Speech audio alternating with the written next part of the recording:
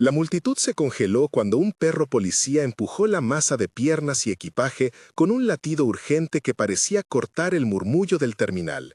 Una mujer de abrigo ancho se aferraba al vientre como si protegiera algo vivo y al mismo tiempo frágil. El sonido de ruedas de maletas que chirriaban contra el suelo, el aromático humo de un café barato flotando entre los anuncios de vuelos, la luz fría de los fluorescentes reflejada en la superficie pulida del piso, crearon una escena que era a la vez cotidiana y dolorosamente tensa.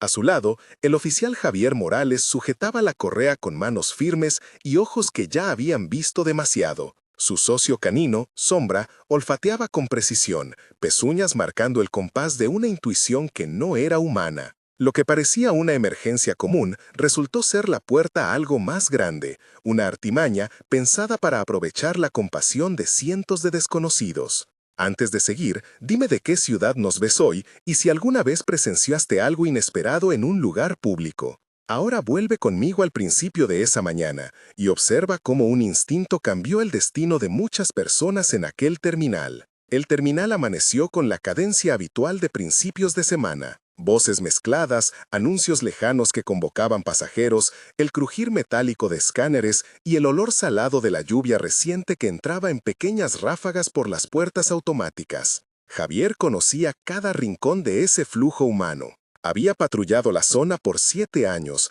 primero como agente de tránsito y luego incorporado a la unidad K9, donde encontró en Sombra un compañero con un olfato que parecía desafiar cifras y estadísticas. Sombra era un pastor belga de pelaje oscuro y músculos tensos, criado en prácticas de búsqueda y detección y con un entrenamiento que combinaba disciplina y juego. El vínculo entre Javier y Sombra no se construyó solo con órdenes y premios, sino con tardes interminables de simulaciones y noches compartidas en la pequeña sala de descanso del puesto. Sombra había advertido explosivos, detectado drogas y encontrado personas perdidas. Sin embargo, esa mañana su comportamiento fue diferente, como si oliera no una sustancia aislada, sino una historia entera escondida dentro de algo que parecía humano. La luz del amanecer entraba entre los ventanales con un tono azulado.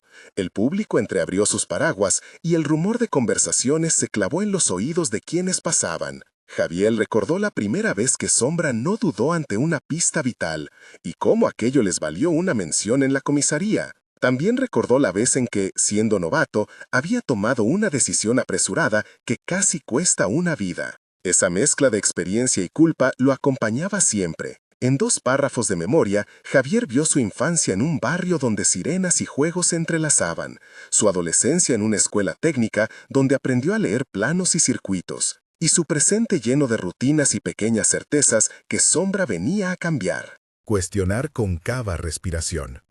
Este relato es parte de su historia, pero no la define totalmente. Es la razón por la que no dejó pasar el sobresalto del perro y se inclinó a investigar. El incidente comenzó con un olor apenas perceptible que Sombra marcó con una vibración en el hocico. Una mujer de rostro pálido sostenía una bolsa grande, acolchada y redondeada. La forma se parecía a la de una barriga de embarazo, y un pañuelo cubría su cabello. Pasajeros susurraron, algunos se apartaron con miradas compasivas, otros grabaron con teléfonos. ¿Está bien?, preguntó una viajera que llevaba una maleta roja. «Creo que está embarazada», respondió otra voz. Sombra se acercó, olfateó la costura de la bolsa y dio un paso atrás, una ligera tensión en el cuerpo que para Javier fue una alarma. El oficial se inclinó con calma y dijo, «Señora, ¿tiene toda su documentación?». La mujer tragó saliva y su voz, delgada, fue una excusa que casi no sostuvo. «Sí, solo estoy yendo a casa», murmuró. El público exhaló al mismo tiempo que el altavoz del terminal emitió otro anuncio. Sin embargo, algo en el aire, como un metal escondido o un recuerdo de clausuras, no desaparecía. Un joven llamado Tomás, que esperaba un vuelo con su hija, cruzó los brazos y observó, su semblante mostrando tanto curiosidad como molestia. Una de las empleadas del check-in, Claudia, se acercó con discreción y dijo a Javier. Ella pidió asiento cerca de la ventanilla por si necesitaba apoyo. Sombra volvió a emitir un sonido, no agresivo, sino insistente, una especie de mensaje que decía que aquello no era lo que parecía. La tensión creció rápidamente y el público empezó a reaccionar en cadena. «Atrás, por favor», pidió Javier mientras obligaba a Sombra a ponerse al lado. Un grupo pequeño de curiosos formó un semicírculo.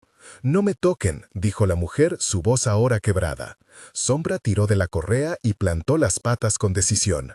«Está poniendo en peligro a la gente», murmuró un pasajero llamado Diego que trabajaba como conductor de autobús y no pudo evitar comentar. Entre empujones y miradas, dos testigos, María y Rafael, tomaron sus teléfonos para grabar. «Por favor, manténganse apartados», ordenó una supervisora del aeropuerto, Ana, cuya voz sonó por encima del murmullo con un autoritarismo que denotaba años de manejo de crisis. Fue en ese momento cuando Sombra se centró en una costura de la bolsa y comenzó a rascar con el hocico, levantando pequeñas fibras que olían a cinta adhesiva, a plástico nuevo y a algo metálico. «Esto no es un bebé», dijo Javier en voz baja pero firme. La multitud contuvo la respiración. Apareció el inspector Herrera y pidió refuerzos. «Abrir la bolsa», solicitó Herrera a Javier. Se produjo un intercambio de palabras amplio y directo entre agentes, testigos y la sospechosa, con 10 réplicas seguidas donde cada quien empujaba la narrativa a la acción. «No la toquen», suplicó la mujer. «Tenemos que revisar», replicó Herrera. «Si es una falsa alarma, se le disculpará», aseguró Ana. «Si es peligro, tenemos que asegurar el área», añadió Rafael. «Sombra sigue marcando», dijo Javier. «Entonces procedemos», resolvió el inspector. Las voces se entrelazaron con el sonido seco de guantes puestos y el cierre lento de una maleta. El público, que había pasado de la compasión al temor, comenzó a retroceder mientras las autoridades delimitaban el espacio. La detención y la triage fueron metódicas. El procedimiento de seguridad exigió que el área fuera aislada, se colocaran conos y se desviara a los pasajeros. Los agentes utilizaron el protocolo de triage secundario mientras un equipo de escaneo portátil se acercaba. El proceso técnico fue explicado por Javier en términos sencillos a un grupo reducido. Se trataba de una inspección visual y táctil seguida de un escaneo con detector portátil y una comprobación con equipo de imágenes para descartar artefactos peligrosos. Al abrir la bolsa, debajo de telas y relleno, no había un feto ni una prótesis simulada, sino un contenedor alargado envuelto en film plástico y cinta que tenía una textura fría y un brillo metálico. Su interior parecía diseñado para imitar una forma humana y llevaba una estructura que permitía mantener una sensación al tacto.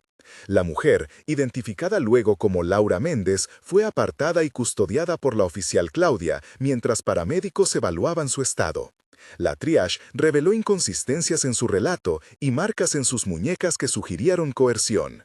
Diego, el conductor, comentó a un agente: «No parecía una persona que viajara nerviosa por un vuelo, parecía forzada». Las primeras evidencias físicas llevaron a la decisión de trasladar a la mujer para una evaluación médica bajo custodia. El traslado en ambulancia fue una escena de movimiento lento y ruido contenido. El portón del terminal se cerró con un golpe amortiguado. La sirena en modo silencioso recorrió calles húmedas y dentro de la ambulancia el olor a desinfectante se mezcló con el perfume discreto de Laura. Los paramédicos, Ana y Manuel, tomaron pulso, midieron respiración y hablaron en voz baja con Javier sobre sus hallazgos. Sombra permaneció a distancia, observando con ojos alertas, como si supiera que algo dentro del metal y el plástico era solo la punta de un secreto mayor. Entre los pasajeros que vieron partir la ambulancia estuvieron Tomás, María y Rafael, quienes describieron la escena a reporteros locales y siguieron el convoy. En la camilla, Laura murmuró un nombre, Sofía, una palabra que pareció un hilo hacia una red más amplia. Javier anotó todo en su libreta, cada detalle sensorial. El zumbido de la luz interior de la ambulancia, el tacto frío de la camilla contra la piel, el sabor metálico del miedo que le quedó en la boca. En el trayecto, una llamada llegó al inspector Herrera desde la central. Un equipo de inteligencia había detectado movimientos inusuales relacionados con envíos terminados en la ciudad mediante paquetes que simulaban cargas médicas. Esa pista fue la primera conexión que transformó el caso de una bolsa sospechosa en una investigación de mayor escala.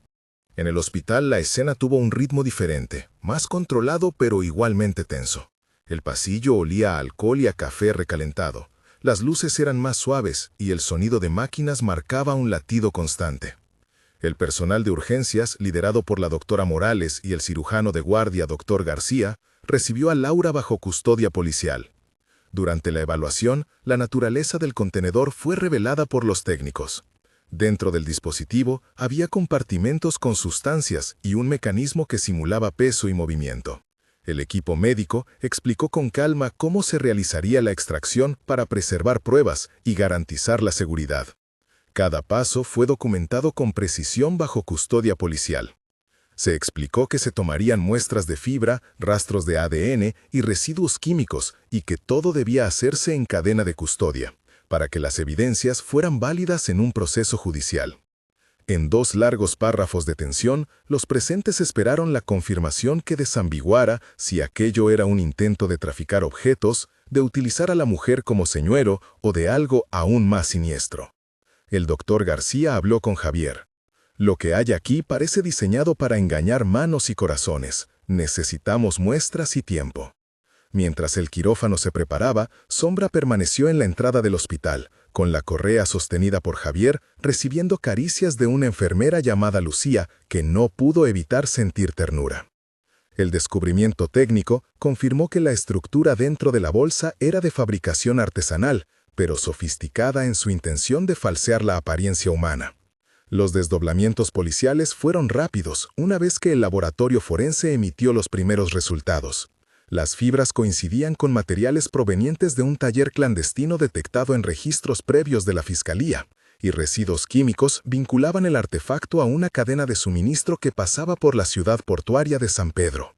El equipo a cargo incluyó a la detective Álvarez, al agente Ruiz y al fiscal Contreras, que coordinó órdenes de allanamiento.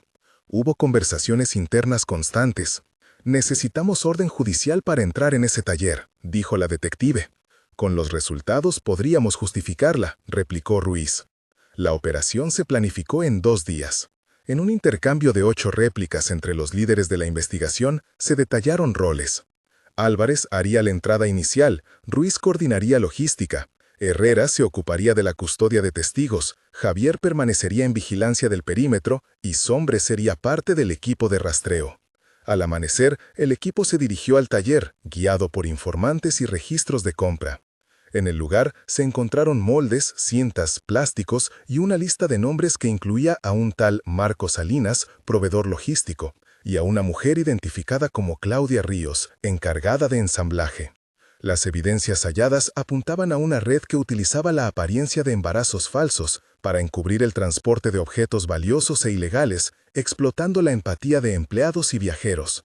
Detenciones se concretaron esa misma jornada. Marco y Claudia fueron llevados a la comisaría mientras otros cómplices intentaban dispersarse. Toda la operación fue documentada y las grabaciones consolidaron la relación entre la pieza encontrada en el terminal y la producción en el taller. El panorama público y mediático cambió con rapidez. Reporteros locales comenzaron a llegar y entrevistas breves con testigos como Tomás, María y Diego circularon en redes. La narrativa de la mujer embarazada que resultó ser un artilugio provocó indignación, compasión y debates sobre protocolos de seguridad. ONGs locales que trabajan con víctimas de trata se involucraron cuando algunas pruebas apuntaron a posibles casos de coerción. Laura, la mujer del terminal, declaró bajo custodia que había sido forzada a aportar el contenedor con la promesa de pago y la amenaza de represalias para su familia. Su testimonio abrió una ventana sobre cómo las redes criminales explotaban la vulnerabilidad y la compasión pública para mover mercancías.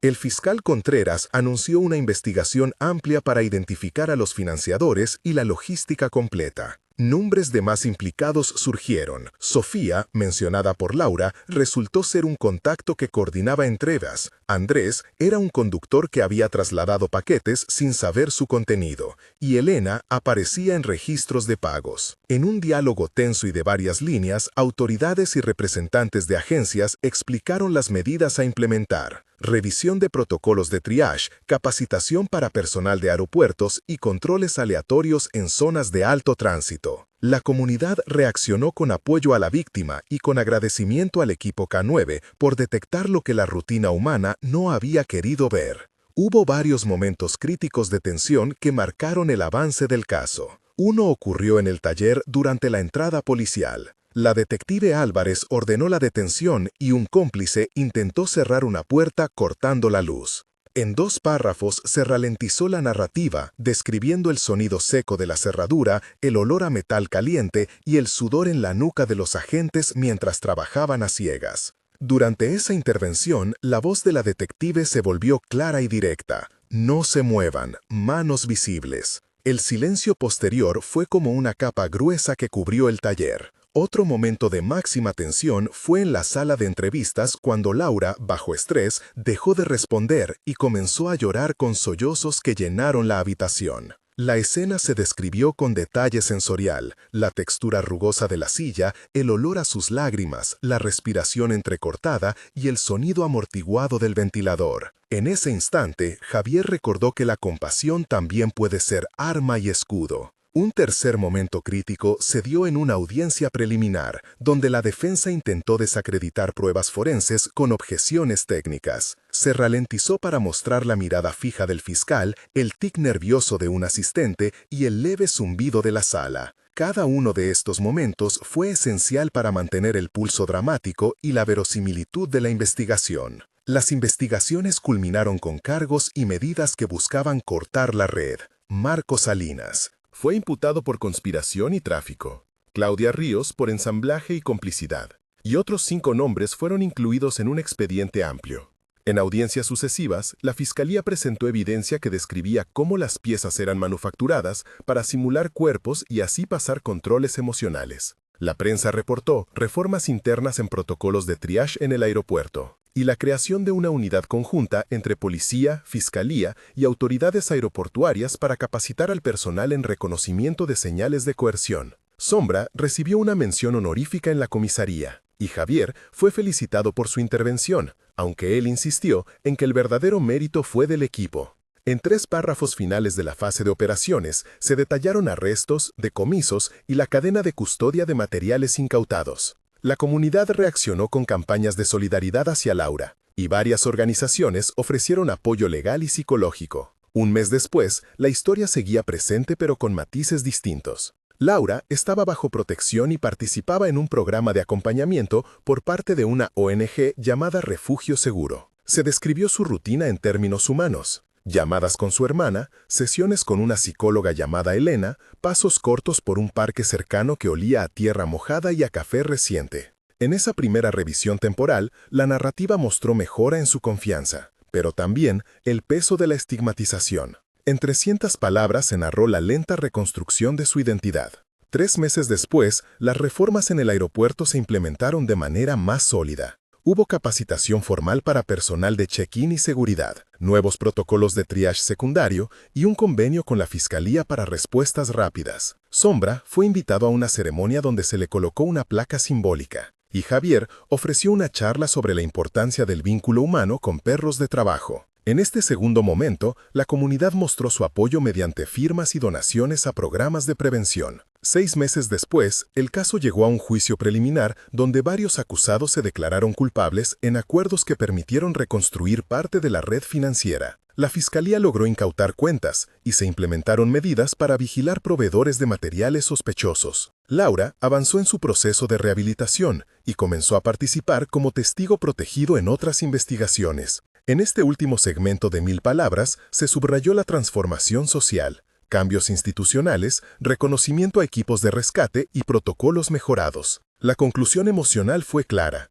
Un instinto canino resonó en vidas humanas y provocó cambios que fueron más allá de una sola detención. Al final, la historia recapitula el latido que inició todo. El ladrido que pareció un simple aviso se convirtió en evidencia, denuncia y reforma. Consecuencias concretas incluyeron arrestos, la clausura temporal de un taller clandestino, la implementación de protocolos revisados y la creación de una unidad interinstitucionalidad. La víctima recibió protección, asistencia psicológica y apoyo legal. La comunidad ofreció respaldo y las autoridades difundieron medidas preventivas. Sombra fue reconocido simbólicamente por su labor y el oficial Javier recibió felicitaciones que él aceptó en nombre del equipo. Queda la reflexión sobre cómo el mismo acto de compasión que impulsa a ayudar puede ser explotado por quienes buscan ganancias ilícitas. Si esta historia te conmovió, compártela y suscríbete para seguir acompañando investigaciones que revelan lo que a simple vista parece ordinario. A veces los héroes tienen 4 patas